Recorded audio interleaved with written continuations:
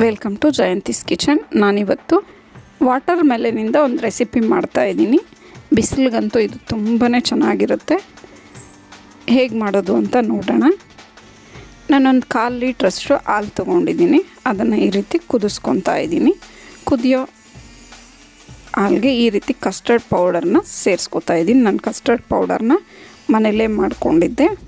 ಹೀಗಾದರೂ ಸೇರಿಸ್ಕೋಬೋದು, ಇಲ್ಲ ಸಪ್ರೇಟಾಗಿ ಉಂಡೆ ಕಟ್ಟುತ್ತೆ ಅಂದರೆ ಸಪ್ರೇಟಾಗಿ ಕಲಸಿ ಒಂದು ಬೌಲಲ್ಲಿ ಸೇರಿಸ್ಕೋಬೋದು. ಇದಕ್ಕೆ ಸಕ್ಕರೆ ಸೇರಿಸ್ಕೊತಾ ಇದ್ದೀನಿ. ಇದನ್ನು ತಳ ಹಿಡಿಯುತ್ತೆ, ನೀಟಾಗಿ ಕಲಿಸ್ಕೊತಾ ಇರಬೇಕು, ಅದು ಗಟ್ಟಿ ಆಗುತ್ತೆ. ಈಗ ವಾಟರ್ ಮೆಲನ್ನ ನಾನು ಈ ರೀತಿ ಕಟ್ ಮಾಡ್ಕೊತಾ ಇದ್ದೀನಿ.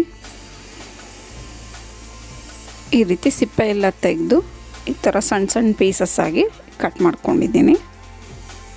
ಈ ರೀತಿ ಕಟ್ ಮಾಡ್ಕೊಂಡಿರೋದ್ರಲ್ಲಿ ಒಂದು ಸ್ವಲ್ಪ ಈ ಬೀಜ ಎಲ್ಲ ತೆಗೆದುಬಿಡಬೇಕು. ಒಂದು ಸ್ವಲ್ಪ ಮಿಕ್ಸಿ ಜಾರಿಗೆ ಸೇರಿಸ್ಕೊಂಡಿದ್ದನ್ನು ರುಬ್ಕೊಂಬರೋಣ, ಜ್ಯೂಸ್ ಮಾಡ್ಕೊಳ್ಳೋಣ. ಇನ್ನೊಂದು ಅರ್ಧ ಹಾಗೆ ಇಟ್ಕೋಬೇಕು. ಈಗ ಇದೆಲ್ಲ ರುಬ್ಕೊಂಡು ಆಗಿದೆ. ಈಗ ನಾವು ರೆಡಿ ಮಾಡಿ ಇಟ್ಕೊಂಡಿದ್ದಂಥ ಕಸ್ಟರ್ಡ್ ಮಿಲ್ಕ್ಗೆ ಈ ರುಬ್ಕೊಂಡಿರೋ ಜ್ಯೂಸನ್ನ ಸೇರಿಸ್ಕೊಳ್ಳೋಣ. ಮತ್ತು ನಾನೊಂದು 3 ಟೇಬಲ್ ಸ್ಪೂನಷ್ಟು ಸಬ್ಬಕ್ಕಿನ ಬೇಯಿಸಿಟ್ಕೊಂಡಿದ್ದೆ ಚೆನ್ನಾಗಿ. ಇದು ಜೆಲ್ಲಿ ಥರ ಆಗಿದೆ. ಇದನ್ನು ಇದಕ್ಕೆ ಸೇರಿಸ್ಕೊಳ್ಳೋಣ. 1-2 ಟೇಬಲ್ ಸ್ಪೂನಷ್ಟು ಕಾಮ ಕಸ್ತೂರಿ ಬೀಜನ ನೆನೆಸಿ ಇಟ್ಕೊಂಡಿದ್ದೆ. ಈ ರೀತಿ ಅದನ್ನು ಸೇರಿಸ್ಕೊಳ್ಳೋಣ.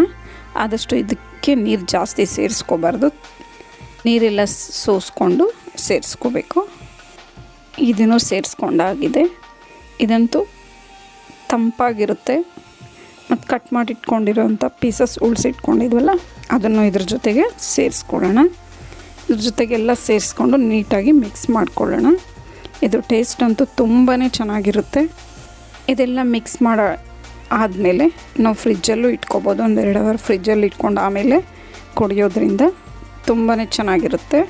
ಬಿಸಿಲುಗಾಲದಲ್ಲಿ ಈ ರೀತಿ ಯಾವಾಗೂ ಎಣ್ಣೆ ಒಂದೇ ರೀತಿ ತಿನ್ನೋ ಬದಲು ಈ ರೀತಿ ಡಿಫ್ರೆಂಟಾಗಿ ಮಾಡಿಕೊಂಡ್ರೆ ಮಕ್ಕಳಿಗೂ ಖುಷಿಯಾಗುತ್ತೆ, ತುಂಬ ರುಚಿಯಾಗೂ ಇರುತ್ತೆ, ಆರೋಗ್ಯಕ್ಕೂ ತುಂಬಾ ಒಳ್ಳೆಯದು. ಈ ಸಿಂಪಲ್ ರೆಸಿಪಿ ನಿಮ್ಗೆ ಇಷ್ಟ ಆದಲ್ಲಿ ಲೈಕ್, ಶೇರ್ ಆ್ಯಂಡ್ ಸಬ್ಸ್ಕ್ರೈಬ್ ಮಾಡಿ. ನಿಮ್ಮ ಅನಿಸಿಕೆ ಅಭಿಪ್ರಾಯವನ್ನು ಕಮೆಂಟ್ಸ್ ಮೂಲಕ ತಿಳಿಸಿ.